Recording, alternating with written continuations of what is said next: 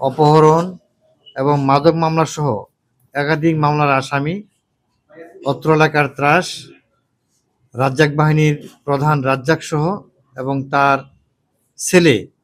ছেলে সহ আমরা গ্রেফতার করেছি। গোপন সংবাদের ভিত্তিতে আমরা গতকাল মাঝদার এলাকা থেকে আমরা এই রাজ্জাক বাহিনীর প্রধান রাজ্জাক এবং তার ছেলেকে গ্রেফতার করতে সমর্থ হই এবং তার দেওয়া তথ্য মতে আমরা 53 রাউন্ড গুলি উদ্ধার করি। আপনারা জানেন এই রাজ্জাক এই ফতুল্লা এলাকার মাদকের সাথে জড়িত, সে মাদক সম্রাট হিসেবে পরিচিত এবং সে অত্র এলাকার ত্রাস হিসেবে পরিচিত। তার বিরুদ্ধে হত্যা, অপহরণ, মাদক মামলা সহ প্রায় 12টি মামলা রয়েছে এবং তার বিরুদ্ধে হত্যা, অপহরণ, অস্ত্রসহ 7টি মামলা রয়েছে।